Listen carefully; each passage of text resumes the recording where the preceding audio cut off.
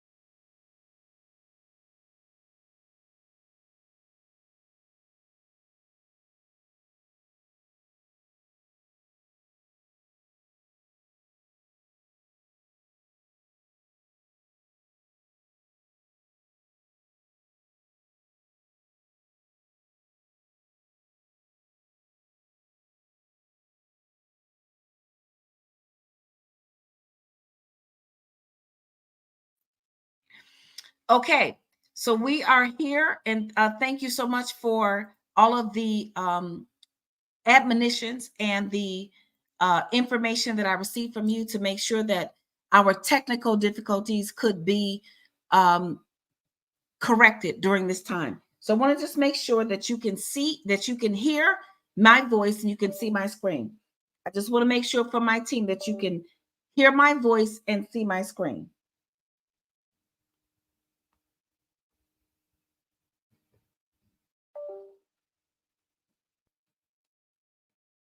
I want to make sure you can see my screen and hear my voice. And I apologize for any inconvenience.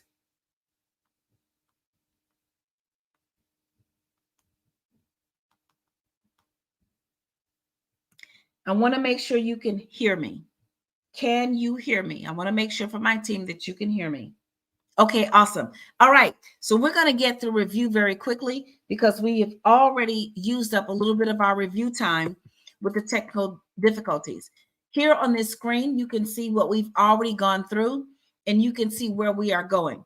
The definition of wellness, according to Pfizer, wellness is the act of practicing healthy habits on a daily basis to attain better physical and mental health outcomes so that you can do more than survive, you can also thrive. So I want you to ask yourself, are you surviving or are you thriving? Are you just getting by? Are you worried? Do you have anxiety? Or do you have a plan? Even in the midst of a plan, things may not be going the way you want, but you know that your plan is going to get you to where you're trying to go. And so I want you to get to the place of wellness where you understand that you are working through a plan and you are thriving. Stair step number 1 was to spend less money. We live by the 10-10-30-50. The first 10% is for tithing or giving. The next 10% is for saving. 30% is for incidentals on a separate debit card, for groceries, gas, hair, and nails. And the remaining 50% is in your checking account for your bills. If you don't have enough money, subtract non-essential expenses. If you have more than enough money, then get rid of your debt, because money will work harder for you than you can work for it. So if you are paying debt, that means somebody else is earning the interest that you could earn. So you want to get rid of the middleman.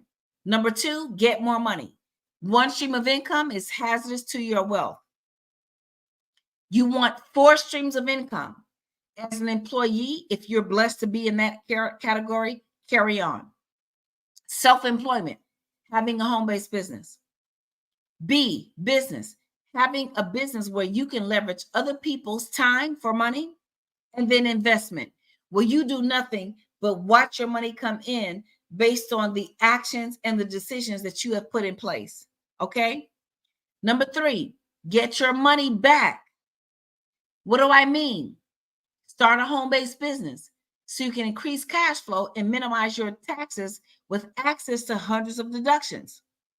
When you go out to eat for personal reasons, you don't get your money back. When you go out to eat for business reasons, you do. So you want to remember all of the tax deductions related to having a home-based business. Number 4 was to make your money grow.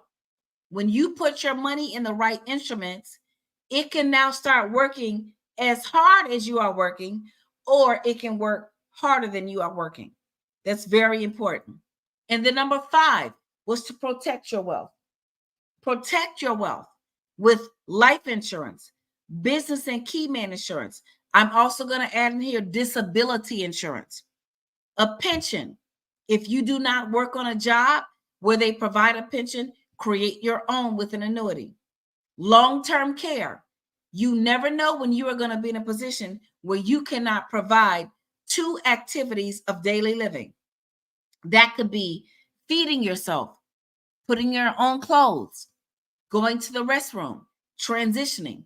Transitioning means getting up out of a chair, sitting down in one, getting up out of the bed, laying down in one, clothing yourself. There's all these things that you may be in a position where you cannot do, and long-term care protects that. And then finally, an estate plan. A will is not enough. It can be contested. So you want an estate plan with a trust in place to protect your wealth. And let me tell you this, everybody has wealth. Every last one of you has something that you can protect. So now we're going to go on to own where you live. Don't pay your landlord's mortgage, pay your own. And that's exactly what you are doing when you pay your landlord's mortgage. Now, I understand that we are living in a day and time where it, in many cases, is more difficult to rent than it is to own. This is why you need to understand the mathematics and the process of owning a home. We're going to cover the benefits of homeownership, overcoming denials, the kiddie condo, the FHA 203K, and the reverse mortgage. And then I'm going to answer as many questions as I can for each and every one of you who are here tonight. So first, let's talk about the benefits of homeownership. Let's understand wealth. Wealth is accumulated by inheritance. How many of you have a rich uncle, grandmother, grandfather, mother, father, aunt, or someone in your family that has left an amass of wealth to you? For most of us, that answer does not exist. We do not have an inheritance. Well, the next area where wealth is accumulated, it's by real estate ownership. And while inheritance may not be in your control, real estate ownership is in your control. Why? Because there's only so much land. And if you can purchase it, what you can guarantee over time is that that land will increase in value. You can develop that land. You can create rental property on that land. You can collect rental property on that land. One of my favorite games is Monopoly. I play it with all of my family, so much so that they won't even play it with me now. Because one of the taglines of Monopoly is, it's the game of life, and it truly is. You land on someone else's property and you must pay rent.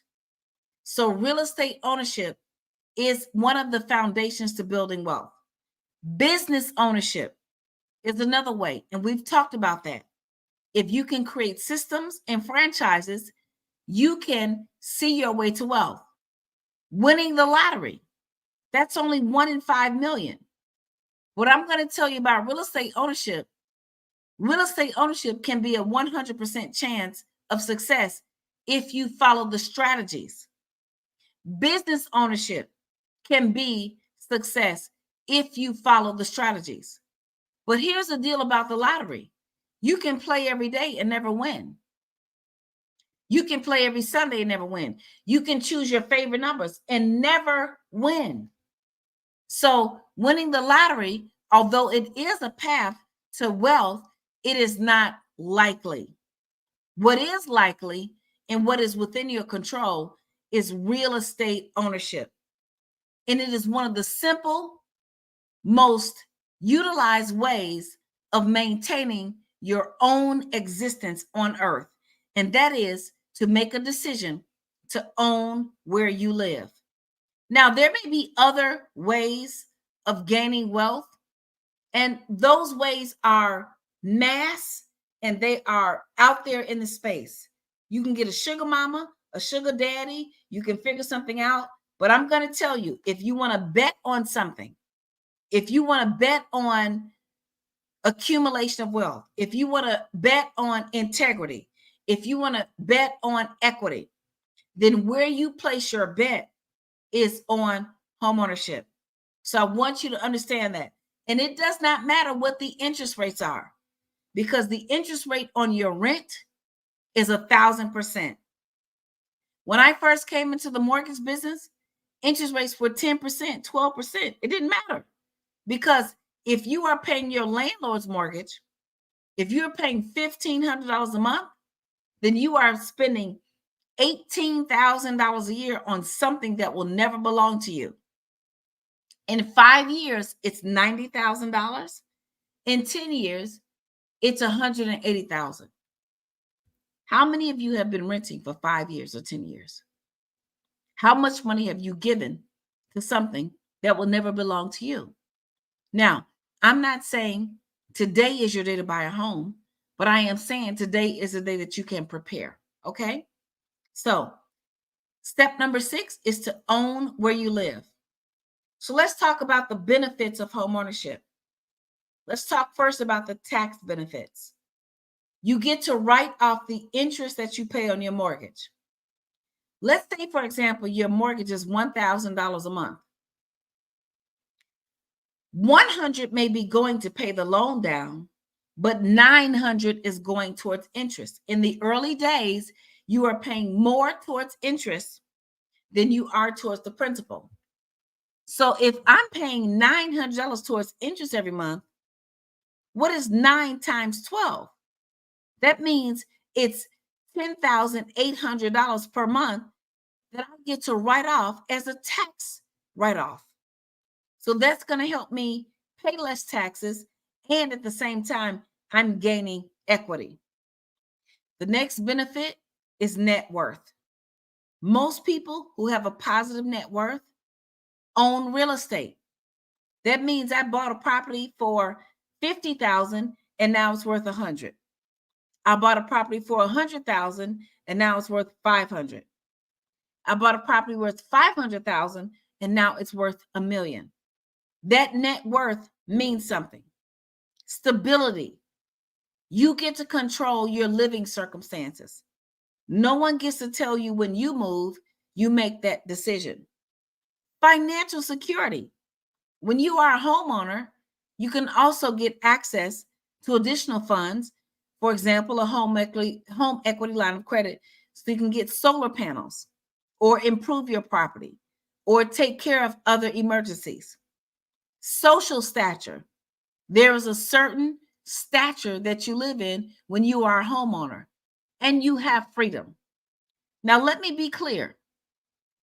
If you cannot afford to own a home, if you have not done a budget analysis, if you have not taken a real close look at your expenses, what you are spending on food, clothing, extracurricular activities for yourself and your kids, ballet, tap, jazz, karate, football, then you may have to hit the reset button. But the truth is, homeownership provides freedom. Homeownership as the foundation for wealth creation quantifies and secures many of the benefits of receiving a college education. And what I want to say to you is this. We were taught to get a college education. Many of us got a college education and had too many student loans and then couldn't afford to buy a home. And with that college education, ended up living in poverty.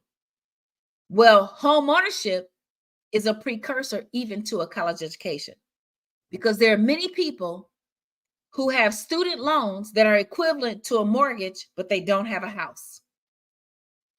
If you have $100,000 in student loans, that's a mortgage with no house. And that doesn't mean the end is over for you. That simply means that there are steps ahead of you to help you get where you're trying to go. So I want to talk to you about a few programs that I think that can help you. One is overcoming denials. When you go to get approved for a mortgage, the only thing you need to submit in the beginning is your pay stubs and W-2s. Do not submit your tax returns, even if they are requested. Let me repeat. Submit your pay stubs and your W-2s. Do not submit your tax returns, even if they are requested. Let me explain to you why. Because when you apply for a mortgage, the underwriter is required to look at the income that you disclose. And if you disclose that you work for a company and you receive a pay stub and a W-2, you are not required to disclose your self-employment income. Let me repeat. You are not required, nor are you breaking a law, nor are you telling an untruth if you fail to disclose your self-employment income. Do not let the mortgage company or the underwriter make you think any different. On your mortgage application, it says you do not have to disclose income from, and it gives a whole list of items. You do not have to disclose income from alimony or child support or disability or Social Security or other income or your home-based business unless you want to. Before you submit tax returns, you want to be sure that those tax returns are going to help you and not hurt you. Because if you claimed any losses on your tax returns, it could affect your qualifying income for getting a mortgage. Let me explain to you. Let's say, for example, you made $100,000 on your W-2. So the underwriter is saying you made $100,000. But let's say you started a business and you took a $20,000 loss. Well, now your income is going to be the $100,000 minus the $20,000, which equals $80,000, and you might not qualify for the home that you were looking for. Now, you might be saying to me, Lynn, is this honest or dishonest? The truth is, it's honest because your losses were simply costs against your cell phone, your meals, and things that you paid for the business. You might not be at a physical loss in real life, but you are at a loss on paper. So here is the thing to leave this class with. When you apply for a mortgage, supply your pay stubs and W-2s. If your tax returns are requested, you want to have a further discussion before you submit them. You want to be sure that tax returns are absolutely needed. I have seen bias in this industry where a tax return was only requested to see if you owe the government any taxes. Whether or not you owe the government any taxes, and if you're on a payment plan, is not the underwriter's business. I've seen it happen. So if you owe back taxes and you have a payment plan, that's not the underwriter's business. So your tax returns are only to be used when they are required. Let me talk to you next about debt to income ratio. Your debt to income ratio is the amount of debt divided by your income. So if you have $5,000 worth of debt per month and you have $10,000 worth of income, 5,000 divided by 10,000 equals 50%. In most cases, your debt to income ratio needs to be 43% or less. Are there instances where your debt to income ratio can be higher? Yes, but I'm not going to speak about the extreme circumstances. I'm going to speak about the most relevant circumstances. And your goal should be to keep your debt to income ratio 43% or less. Let me tell you what goes into your debt to income ratio. Your credit card bill, your car note, your student loan, your furniture bill. Here's what does not go into your debt ratio. Your cell phone bill, your daycare bill, your light, gas, telephone. Those are not included in your debt to income ratio. But let's just say, for example, you decide to buy a condo or a townhome. If you buy a condo or a townhome, you may have what's called an assessment. That assessment covers utilities. It covers them making sure your grass and your lawn looks good. And it covers certain updates to your individual unit. If you are applying for a mortgage and you have an assessment and someone tells you that your debt to income ratio is too high, you can request a budget from the Homeowners Association. And in that budget, they will show you what's allocated to light and gas and utilities. If, for example, your light, gas, and utilities are $200 a month, they need to subtract that from your debt to income ratio so you can qualify. Okay? So debt to income ratios are a big reason why people get denied. Here's another reason why you can get denied. Let's say you're paying on a car note and they say your mortgage got denied because your car note is too expensive. Well, if your car note is less than 10 months from being paid off, they do not calculate your car note in your debt to income ratio. If your student loan is 10 months from being paid off, if your furniture bill, any installment debt that is less than 10 months from being paid off does not need to be included in your debt to income ratio. And you need to know that. The last thing I'm going to talk about a letter of explanation. Let's just say, for example, you had excellent credit for the past 20 years. And then during the pandemic, someone passed. You lost an income. That's a letter of explanation. It's called an LOX. And an underwriter is required to consider your letter of explanation to explain a one-time circumstance that is not expected to continue.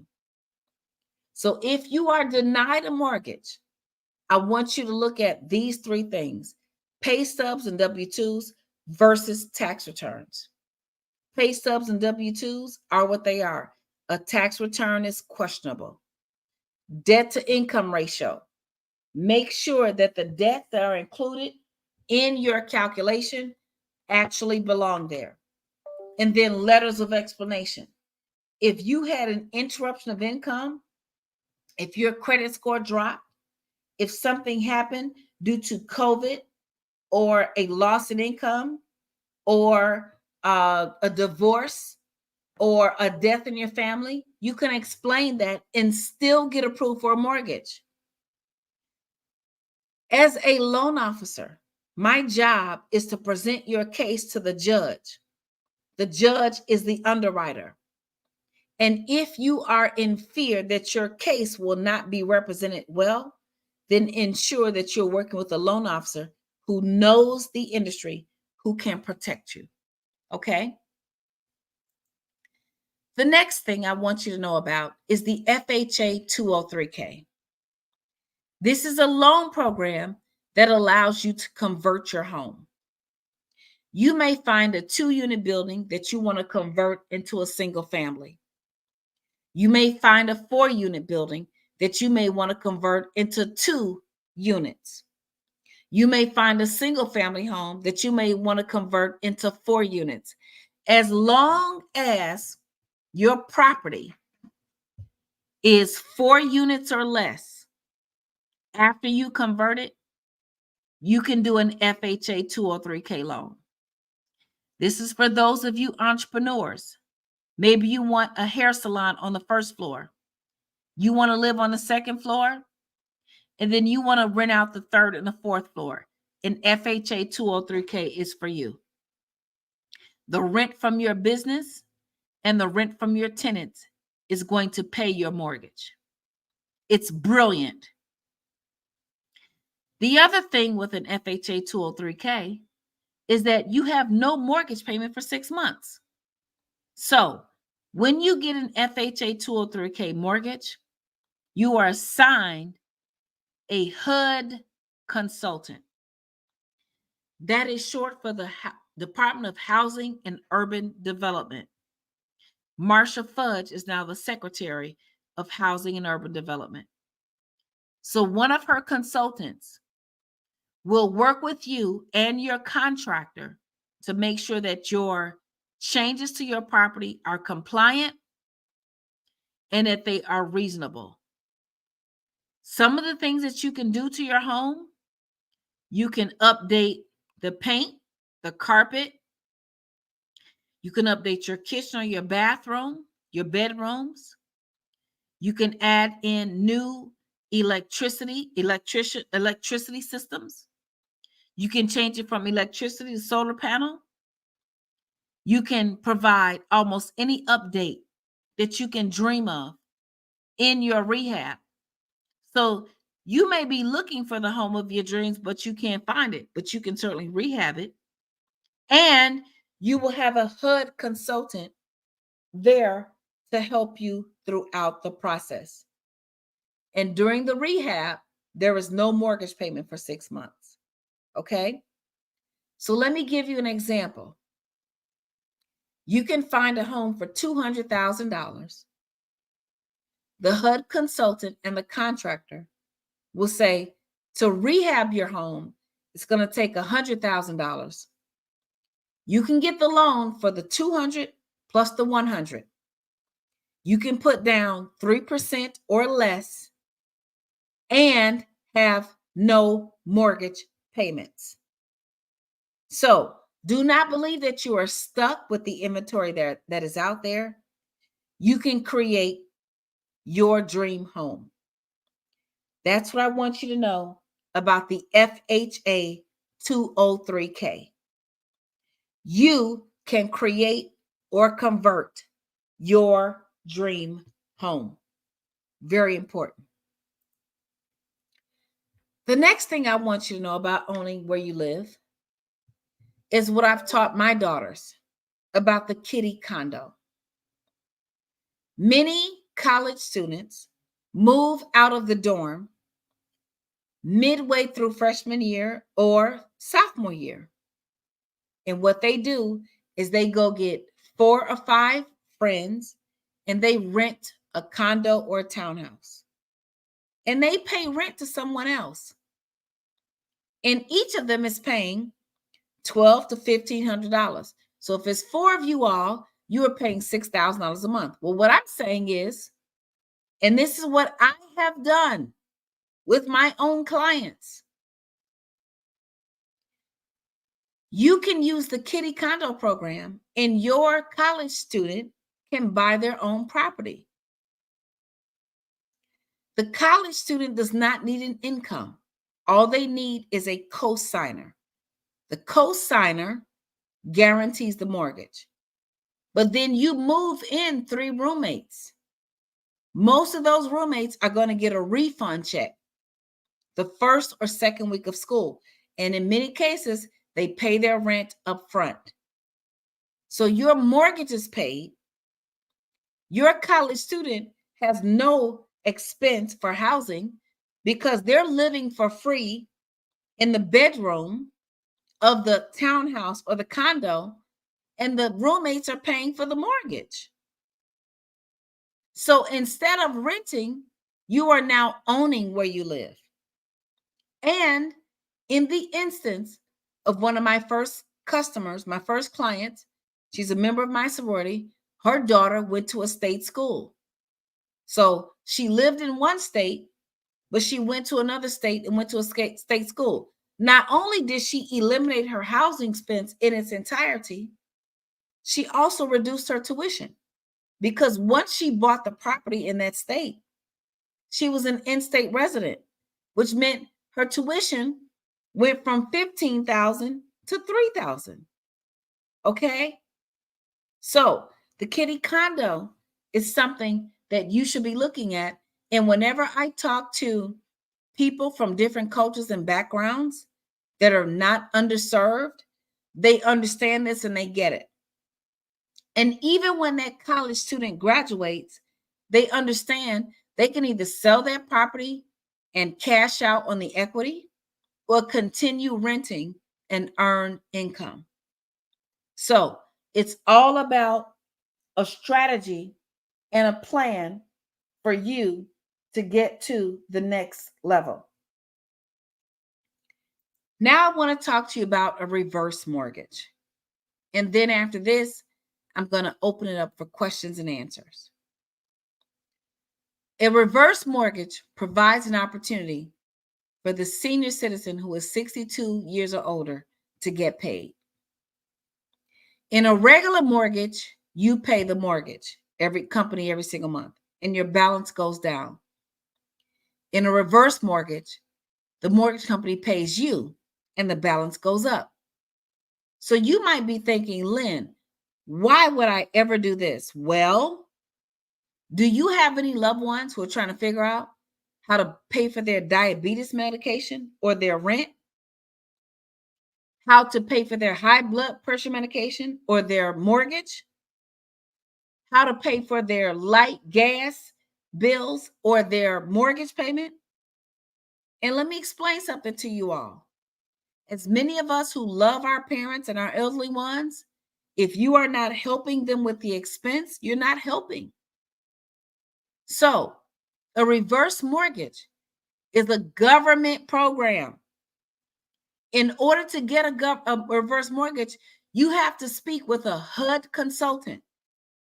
HUD, the Department of Housing and Urban Development, is currently run by Marsha Fudge, and she is an upstanding individual.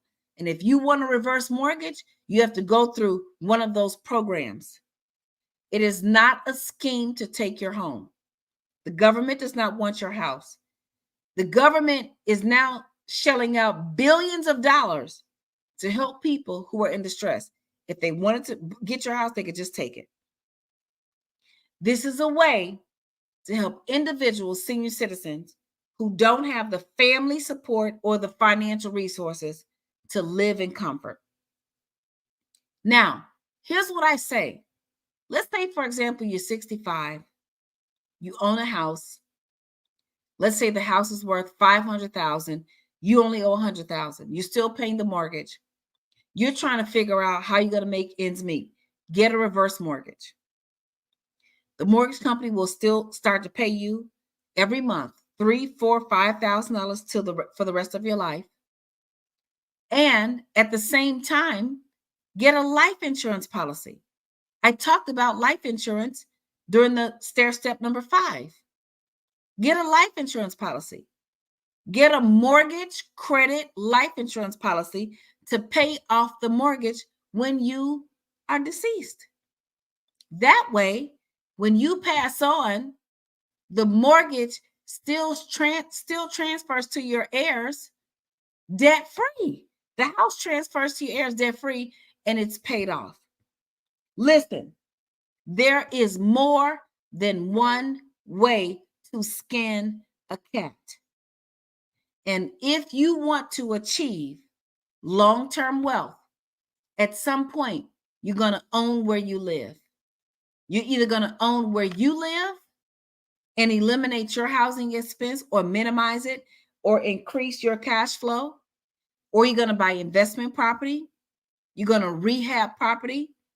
You're going to consider an FHA 203K or reverse mortgage, but don't give up. Get educated about the opportunities that are available for you. And so what I'm going to spend the rest of this session doing is answering your questions about homeownership, overcoming credit obstacles, overcoming market obstacles, because there is a system in place to keep you from owning, but you don't have to succumb to that system. What you want to do is gain financial health and wellness and understand the options, do your research and your homework, and go to the next level, okay?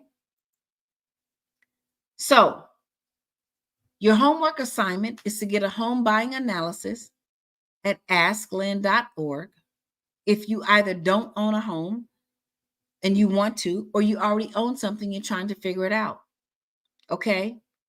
I want you to visit our website for more information at www.deltafoundation.net.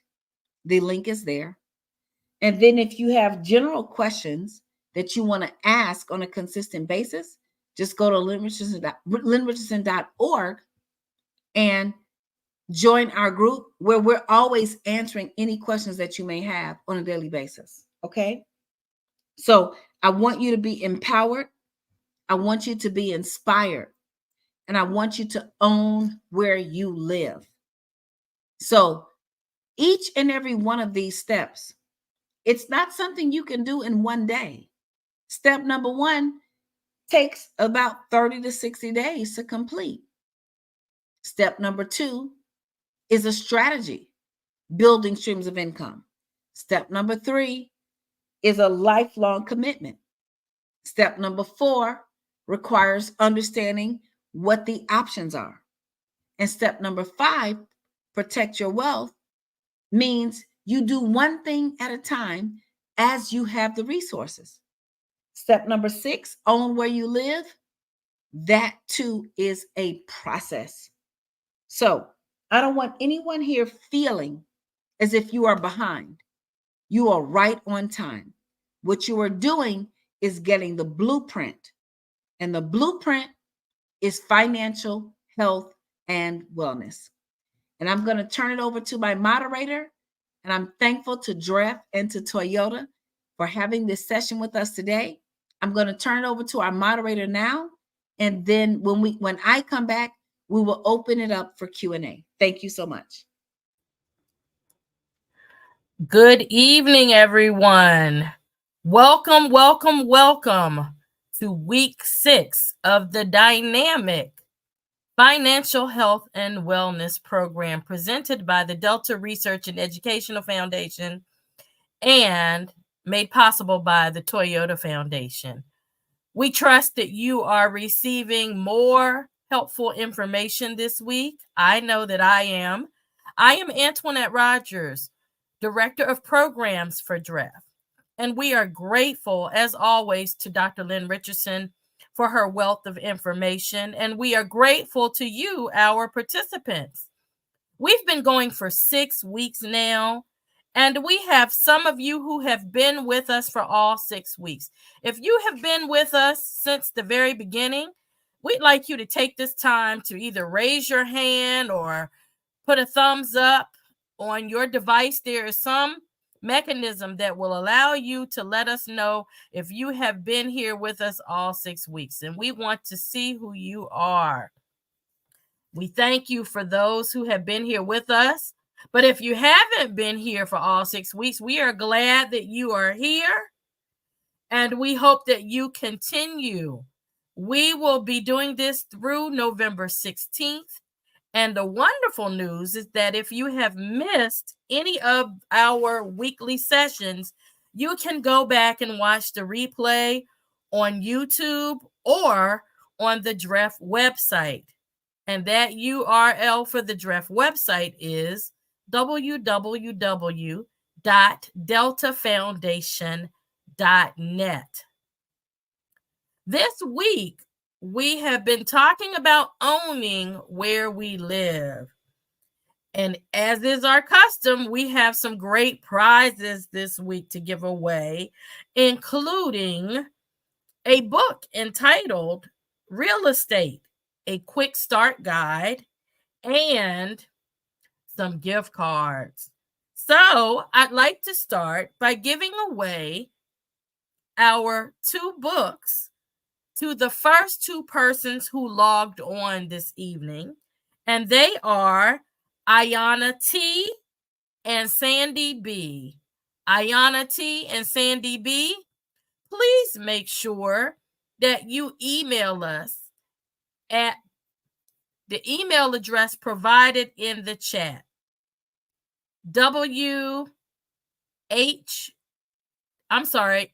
FWHP Financial Health and Wellness Program at deltafoundation.net. You will receive Real Estate, a Quick Start Guide.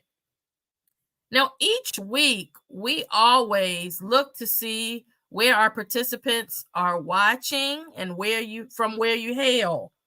And this week, we'd like to award a prize of the $50 gift card to our first international login for the evening, and that goes to Venetia E.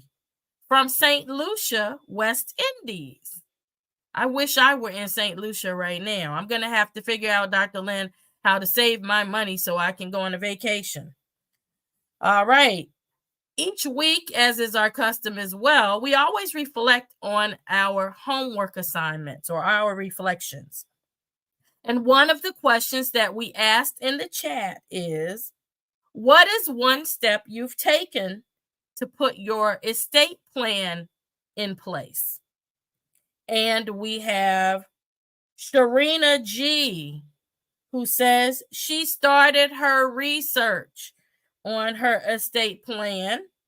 And we also have Stephanie J, who spoke to an estate attorney. So congratulations to you two ladies. You are winners of $50 gift cards.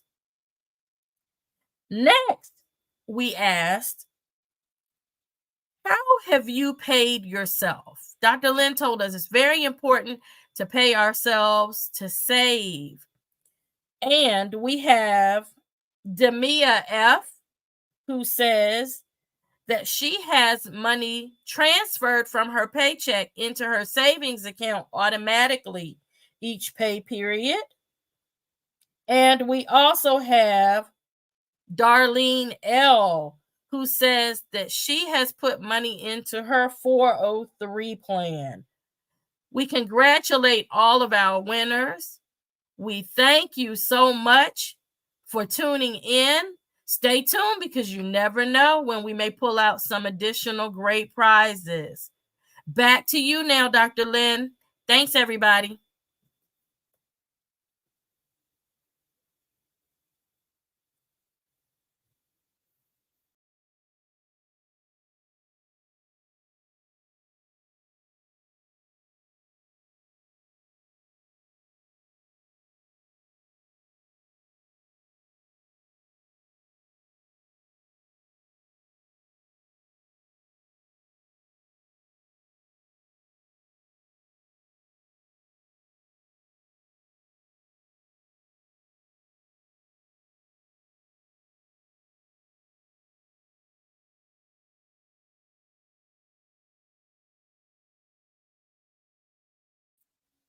Okay.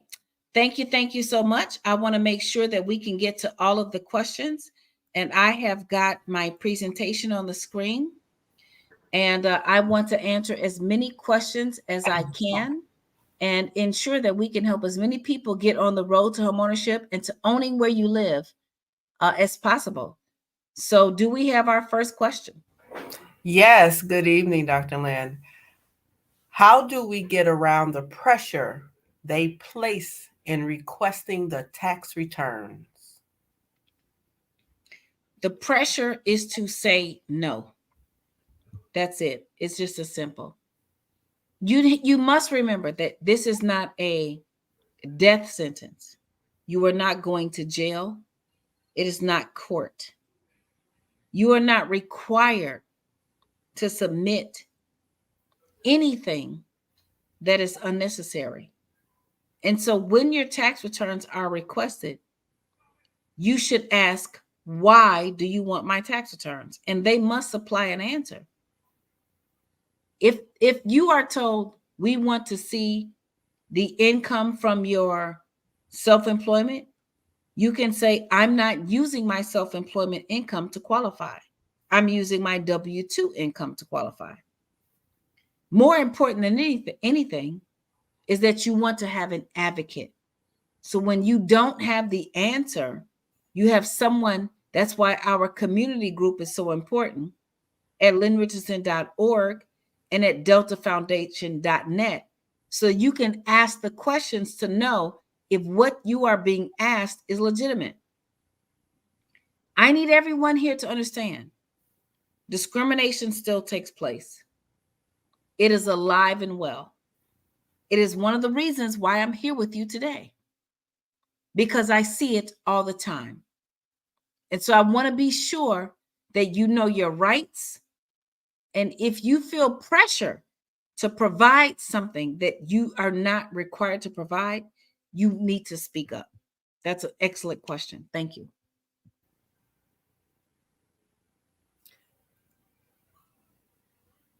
As a sole proprietor, what backup source is required beyond the profit and loss statement for home ownership? If you are a sole proprietor, you're either going to need 24 months of bank statements showing income coming in. So, for example, let's just say, for example, you have on average $20,000 per month coming in. Now, as a sole proprietor, I know that you have expenses going against that. But if you have a high enough credit score, in many cases, that is 680 or higher, they will not look at your expenses. They will look at your income, and they will assume that you have sense enough to make sure that the income you have coming in covers your expenses, which includes your mortgage and so on and so forth.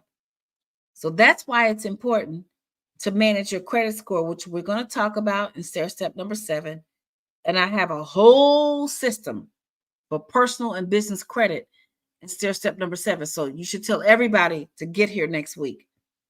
But for stair step number 6, owning where you live, it is about you being knowledgeable and or having an advocate to speak on your behalf. Thank you. That's an excellent question. What advice would you give someone who is looking to buy a home for the first time, and how they should prepare for the first step? The first step is to get your budget under control. Are you living by the 10-10-30-50? Do you have enough money to comfortably tithe or give, to comfortably save, to spend on your incidentals, the things that are important to you, the groceries that you buy, the gas in your car, your self-care appointments, hair, nails, going to the barbershop, whatever it is? And do you have enough money for your bills? That's the first step. If you have trouble there, then you need to get not your tithing in order, not your saving in order. You need to get your incidentals in order. What are you spending money on that's preventing you from achieving your real dream? I'm going to give you an example. I was spending money on helping other people. The best thing you could do for broke people is not be one of them. I was helping so many people that I was broke right with them. That's not where you want to be. So some of us give out of guilt. Some of us give because we're the first in our family. Some of us give because we are, the first to go to college or the first to whatever it is. You don't give from a broken place. You give from a full place. So the first thing to understanding is, can I buy a house? Is, can I manage my budget? Can I manage my emotions? Because if you cannot manage your emotions as a renter, they're going to get severely out of control as a homeowner. Because as a homeowner, now you're going to want to invite everybody over for Thanksgiving and for Christmas. You're going to go overspend. You're going to get more credit. No, that's not the answer. The first step is managing the money that you have and understanding that numbers don't lie. And numbers are your friend. Numbers are not wishy-washy like the weather. You don't know if it's going to be hot or cold, if it's going to rain, or if there's going to be snow or hurricane. But money is consistent. It says, if you add me up, 1 + 1 = 2.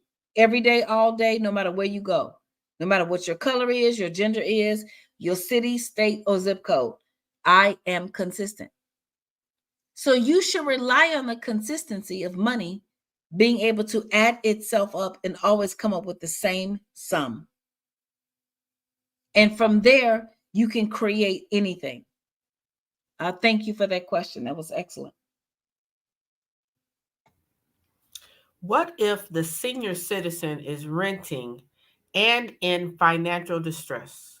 Is there a program to assist such renters? The program to assist any renter is to get out of distress. 1, to get your budget in order. 2, to get your credit in order. And 3, to work with a mortgage professional or a financial coach who can help you present your case to an underwriter so that you can no longer live in bondage. What I just said, it doesn't matter what age you are. You can be 20, 60, or 100. It's the exact same thing. The fact that you are a senior citizen does not make you more or less vulnerable. It does not make you more or less eligible to become a homeowner. If you can do those steps, you can own. One of my very first clients when I came into the mortgage business 23 years ago, 24, 25 years ago, I don't know, I think it's been long. No, it's been almost 30 years. So it's 27 years ago. Was a 72-year-old retired firefighter in Evanston. He and his wife had never owned a home. The rules for him are the same as the rules for you. Get your budget under control. Look at what you're spending. The very first week, I gave you the 10-10-30-50 worksheet. The reason why I'm not giving any more significant, difficult homework is because you still got to work on that. You still got to track that spending. I'm just into week number 6. You just had 1 month where you could see where all your money is going. And if you've been honest with yourself, to make some adjustments. Okay?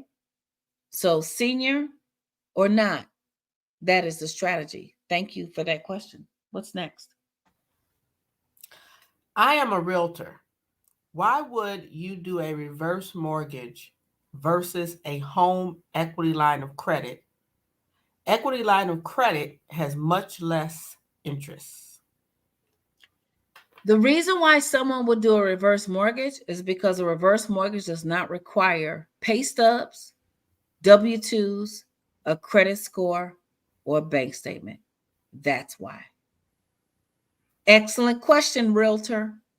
But I want you to know your business. If you say you're a realtor, then know your business. If someone goes to apply for a home equity line of credit, they need to qualify.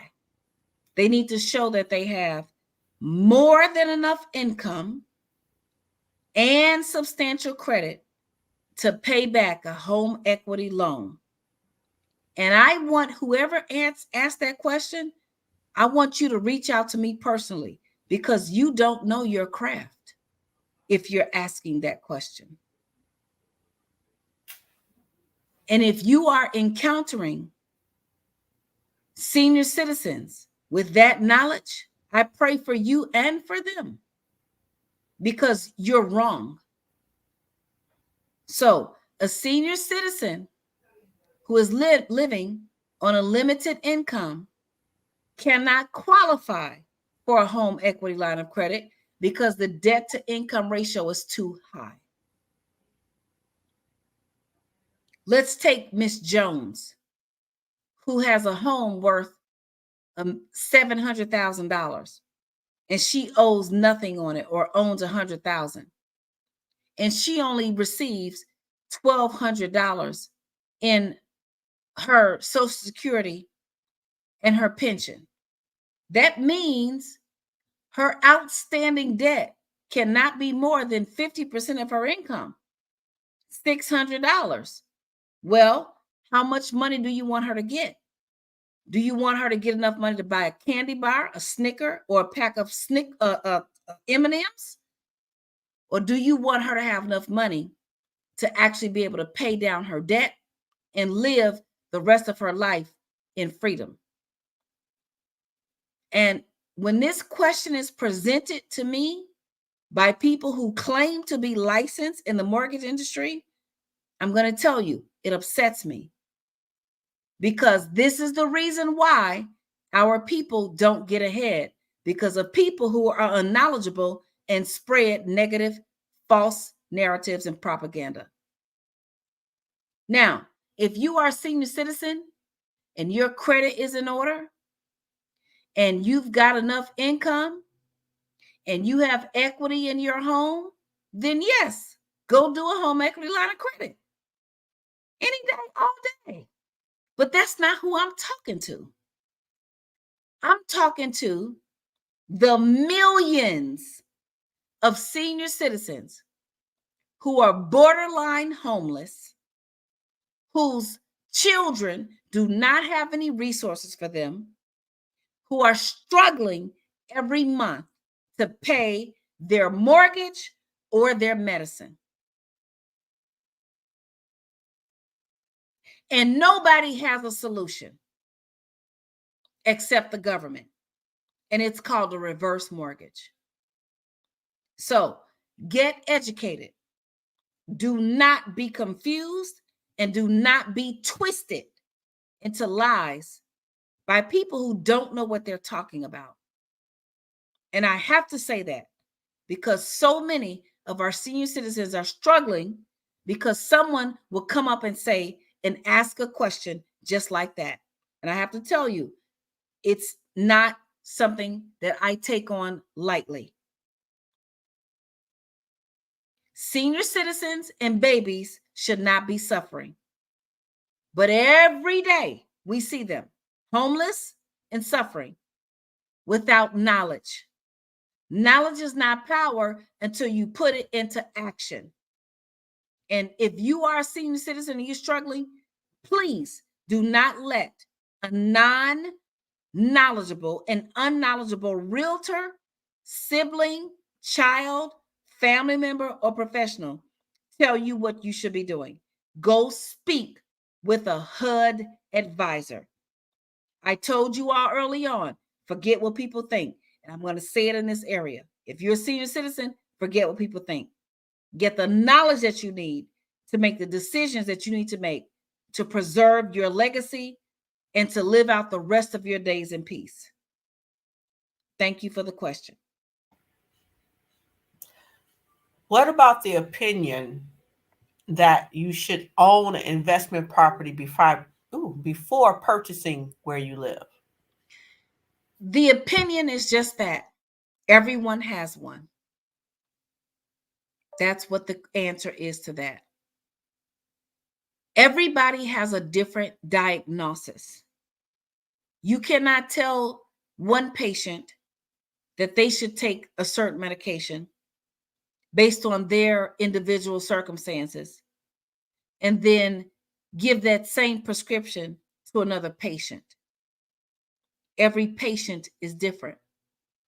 So if it is your goal to own investment property before you own a property where you live in, okay, that's your prescription. That's okay.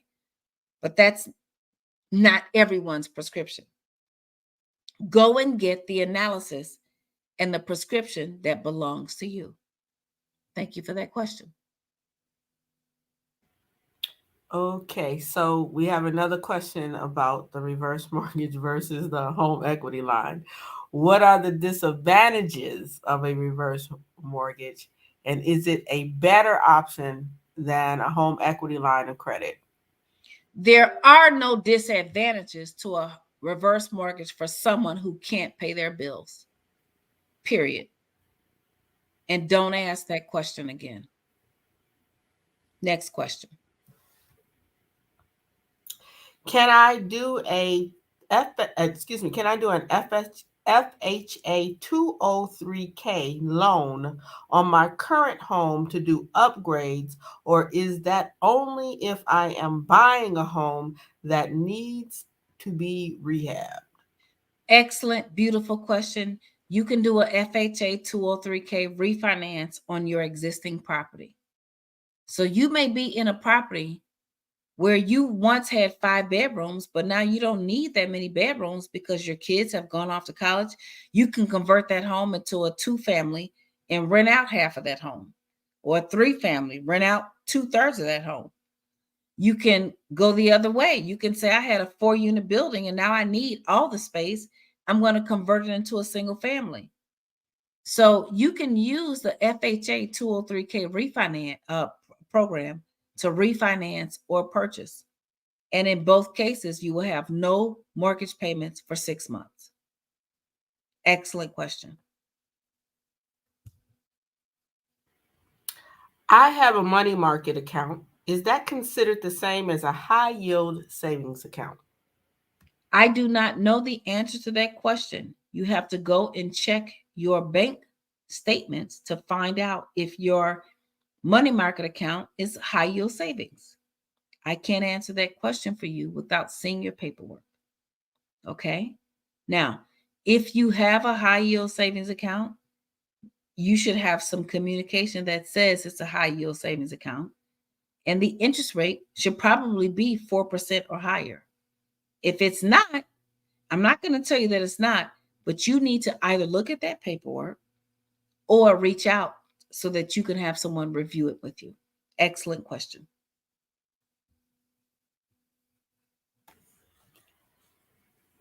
Do you recommend making additional payments on your mortgage to pay it off early? Absolutely. If you have a 30-year mortgage and you make one extra payment a year, you pay it off in 23 years. Here's another way. If you have a 30-year mortgage and you pay it every other week, there are 52 weeks in a year. That means there's 26 half payments. That means there's 13 full payments.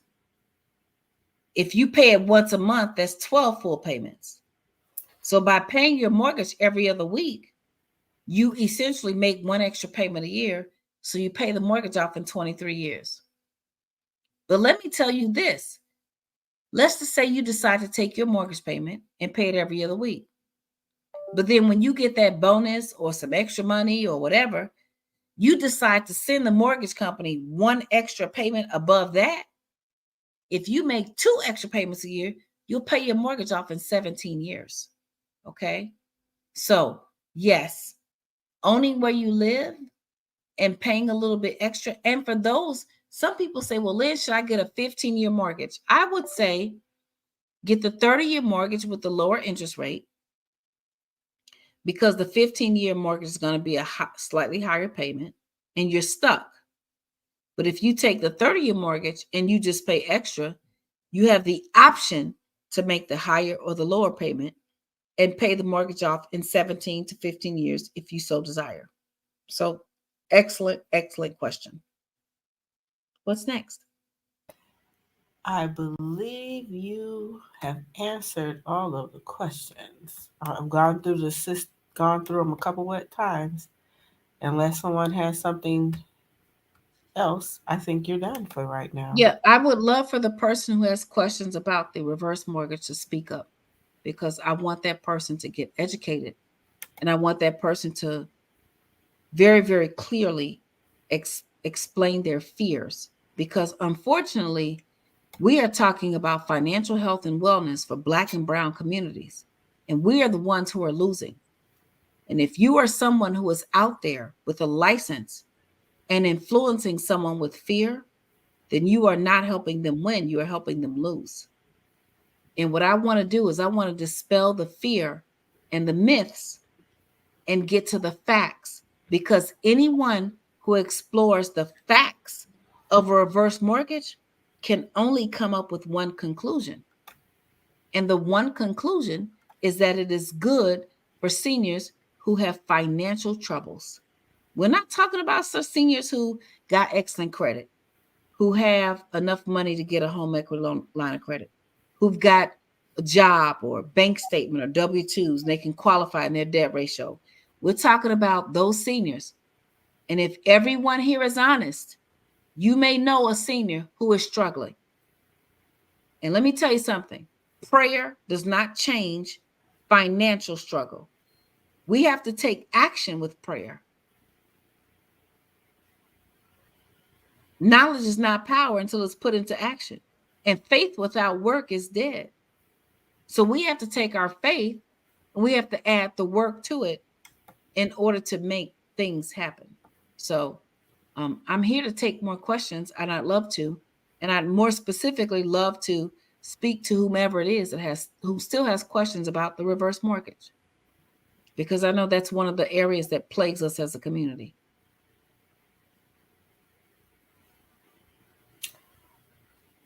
There is a question of, I know we're not talking about car loans, but they asked if it's a way to do the car loan the way that you talked about doing a home loan, by paying an extra payment. Is it wise to pay off a car loan in one payment to assure it is paid? It is always wise to make extra payments on any debt. Yes, the answer is yes. Okay. Mm-hmm. It's never not wise to not make extra payments. Anytime you make an extra payment, you're going to pay less interest. You're going to pay it off sooner. Yes. So if you move out of your home due to various reasons, let's say assisted living, what happens to your reverse mortgage? The reverse mortgage is not due. The payment on it is not due until the mortgage passes. So it doesn't matter if you move out or not. I can't imagine why you would move, because you're living for free. But even if you do move for some reason, the payment is not due until you pass on. And you can Google fraud. You can Google financial impropriety, but you're not going to find any Google negative stories on a reverse mortgage. The government does not want your house. I need y'all to understand that. They're not trying to come and get you. Even when the person passes on, they work with the heirs to put the property on the market and sell it, or otherwise transfer the property to the rightful owner after the mortgage is paid off.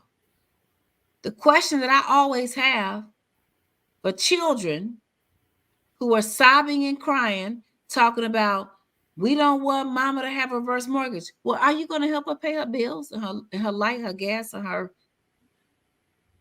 diabetes medication? No, you're not, because you don't have any money. So stop talking about what you want to do, and stop talking about what is ideal when you're not in an ideal position to deliver. If you can't deliver for your parent, let go and let your parent get something that's going to provide some relief. And the one thing that I always say to seniors, and I want you all to understand, I don't make money off reverse mortgages. I never have, not $1. So I'm not talking about something so I can make money. I'm telling you what the truth is. Every time I talk to a bunch of kids about their parent getting a reverse mortgage, nobody has any resources to help them. If you've got resources, then we don't need to have this conversation.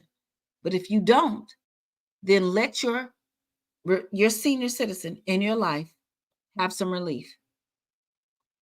And the one thing that I would add as a caveat is to get a mortgage, credit, life insurance policy when the reverse mortgage closes, so that the mortgage and the increasing balance will be paid off when they pass on. That's it. And if they have an estate plan that we talked about in stair step number 5, see, the other problem with this is there's a whole lot of people talking with no solutions.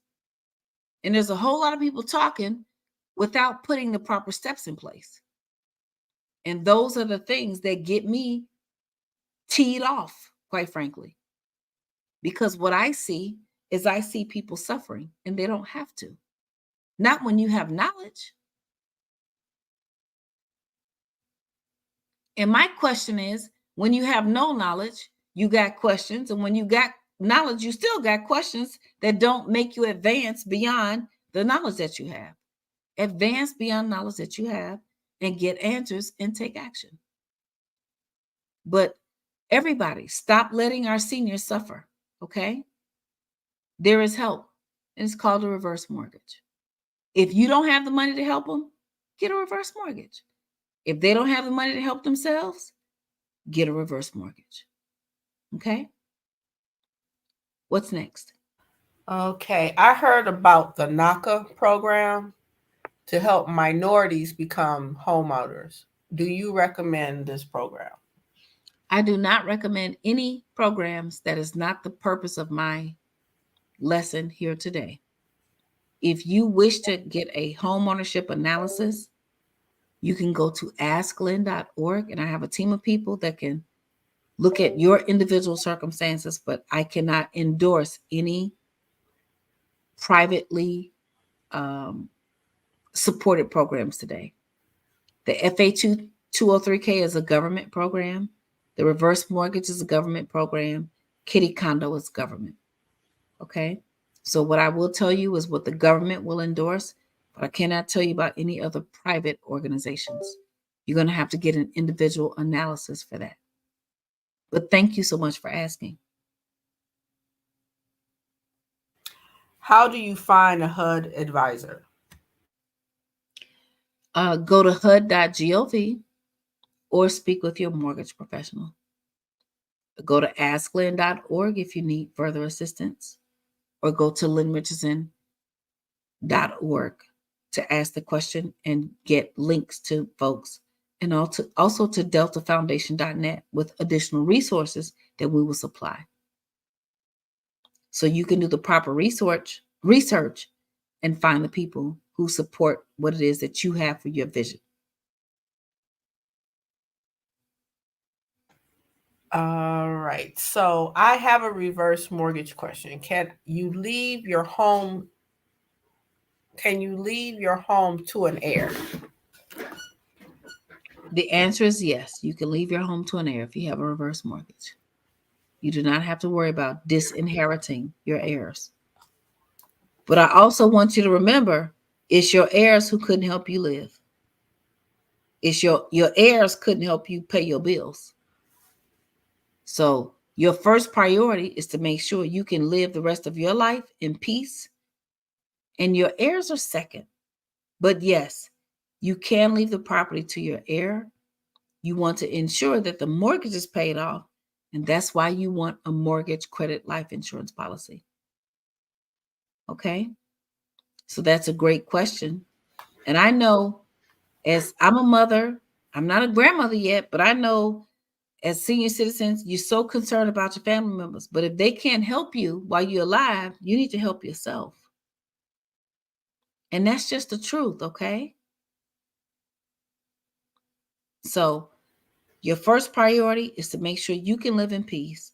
And the second priority is to make sure that you can then pass it on to your heirs. And you can do so with a credit life insurance policy. Yes, absolutely. And that goes back to stair step number 5. You got to protect your wealth. That's how you protect your wealth, with insurance. Next question. You mentioned refinance. I got a HELOC through my credit union, whose interest rates keeps growing. Can I get a reverse mortgage to continue to rehab my parents' home, which I paid to keep? You have to call in for individual consultation. I cannot answer that question. I don't know how much of a home equity loan you have. I don't know how much you owe on the home. I don't know what the value of the home is. So if I were to tell you an answer, I would be telling an untruth, and I don't do that. So what you're going to have to do is go through the process and get a diagnosis so that you can understand your situation. But I love the questioning, and I love the fact that you're opening up to new ideas. Thank you for that question. It is good when you pay extra money on your mortgage that you designate, or is this a question?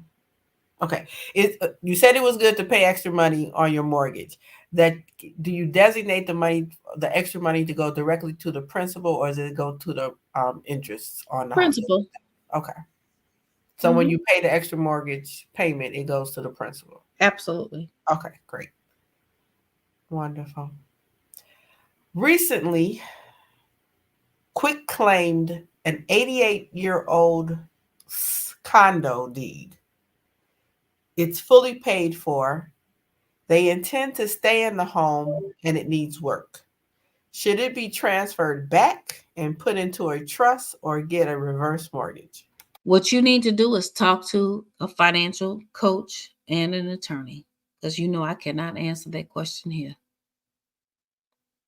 I don't know why you all come to these general sessions with these specific situations, but you know I can't answer that because I don't have enough information. I'd be lying to you if I gave you an answer. Okay? So you want to have an individual consultation with someone so that they can review all of the details of what it is that you're saying to determine if what you can do is possible and the questions that you're asking, what the answers to them are. And listen, don't take a lack of an answer here as a throw in the towel. Because sometimes you all show up at these webinars, and if you don't get the answer you want to hear, you throw in the towel. Don't throw in the towel. You're asking the wrong question of the wrong person at the wrong time. I'm not the person to ask that question to. You have to have a one-on-one consultation and then know when and where you can ask a general question or you can ask a very specific question that requires a diagnosis. Okay? So if someone could answer that question in general, I'm going to say right now, they're a liar. And that's not what I do. So you want to set up an individual consultation. Okay? Thank you for that question. For clarity, when you said pay mortgage every other week, do you mean split the full payment? Yep. So if you pay $1,000 a month, split it in half and pay $500 every 2 weeks. You will essentially pay one extra payment a year. That is exactly what I mean. Take the full payment, split it in half, and pay it every other week. Excellent, excellent question. Thank you. Absolutely. Can you only get the mortgage credit life insurance policy if you have a reverse mortgage or even for your current mortgage balance? Excellent, excellent question. I recommend that everyone get one. So whenever I buy a piece of real estate, I always buy life insurance to cover the person who owes it. All the time. If something happened to this person tomorrow, I want the mortgage paid. I always get a life insurance policy whenever there's a mortgage. So absolutely, you can do it for any mortgage, for any person at any time. The question is, what is the premium? What is their health? And so I encourage you to do it early on, as soon as possible, and get that coverage that you need. It's a brilliant way to build and maintain wealth. Thank you. And someone is curious about when are we going to use the calculator that we Aha. we have strategy time coming up. So this is stair step number 6. We have 7 and 8, and then I have 2 whole weeks where I'm not going to talk. I'm only going to listen. And I pray that you come back here with me and we get into some real deal, and I can show some things on the screen, and I can show you how to manipulate your own life for your own benefit. I know people have asked for an app. I'm sick of people asking for apps.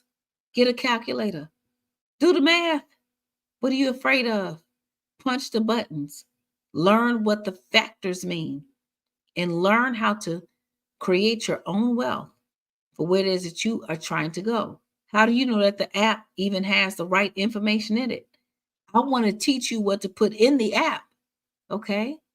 So yes, I'm excited about that. So if you've got that calculator, and most of them, they're under $50. If you living by the 10, 10, 30, 50, give up some ice cream, give up some coffee. All you got to do is give up 5 cups of coffee to afford your calculator. Okay. So I'm excited about that.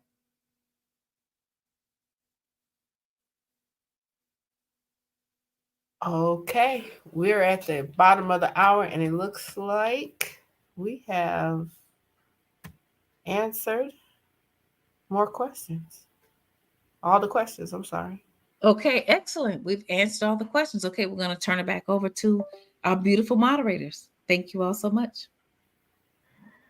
Thank you. Thank you. And thank you, everyone, for being here this evening. Again, you are able to watch this program, this session on YouTube or on the DREF website. You are also able to find supporting documents and helpful tips on the DREF website as well. We encourage you next week to bring some men. We need to ensure that our men are financially well. So please invite family members, friends, neighbors. We'll be here same time, same place next Thursday at 8 p.m. Eastern Standard Time. Next week's topic on Thursday, October 26th is maximize your credit health. That will be a good one as well. We thank you all for joining us this evening. Take care, do your homework, save your money, pay yourselves, and we'll see you next week. Take care.